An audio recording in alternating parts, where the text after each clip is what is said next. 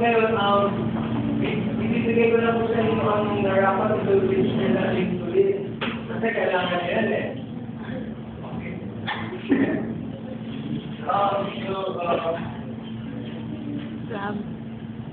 Lab. Ano nakalagay? Bigyan ko ng... Ay, dapat po! Ano po yun? Pero po, sir, kailangan yung kung sa lakas ko, hindi kasama nangyari sa inyo. Manalaw po ako po yun. Bakit na natin? Alam natin ko! Sino bilan? Good. Order.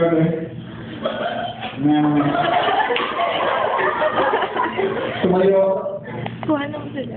Nakaganyan. Uy, ay, ito yung kamay mo, Iris. Ako po.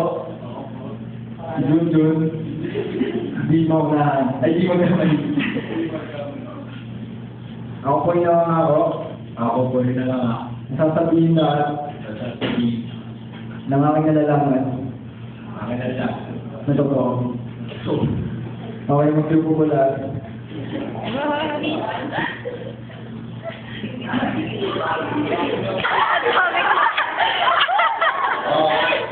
Magandang umaga sa inyo, Dad.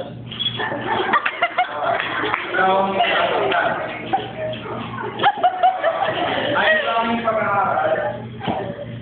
Sa Congress, di ba?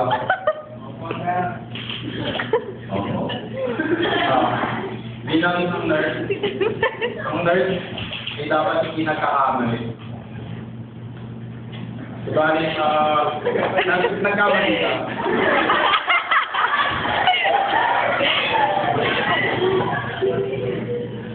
Nais kong ipaliwanag sa korte kung anong yan nangyari, bakit namatay ang biktima.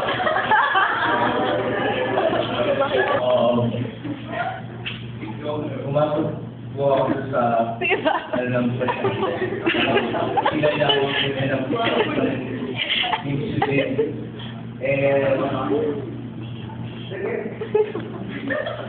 Kinailangan ko yan ng insulin. Kaya nga lang, ayaw niya. Hindi ko naman... Ayaw niya pala eh!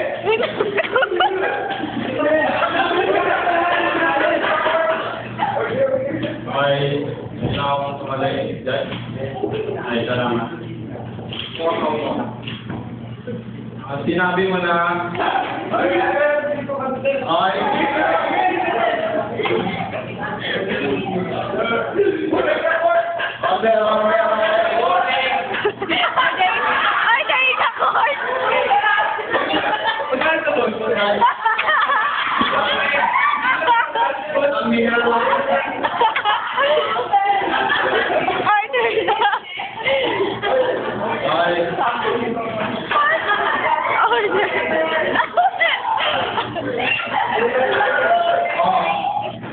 I am not a Western.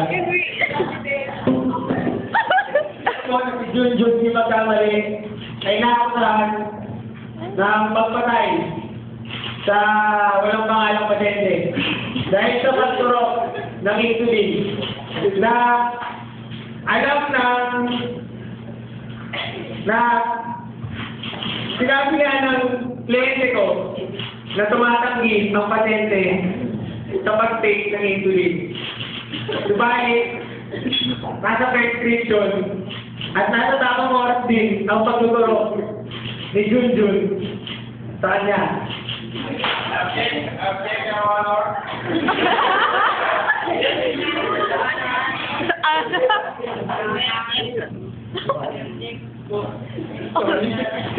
At nalamansin ko po, nalaman ko rin na ang aking kliyente ay nasa ilalim ng intoxication o nakainom siya bago ang duty. Subalit, hindi ko nalaman ng kanyang effort. Mabuhay ka to! Mabuhay! Inobsek ko niya, wala ka to.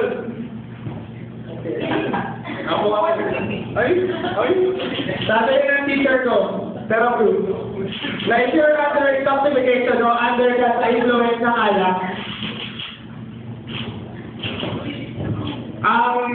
hindi mo alam ang iyong ginagawa. But may I have the opportunity to ask my client regarding that matter.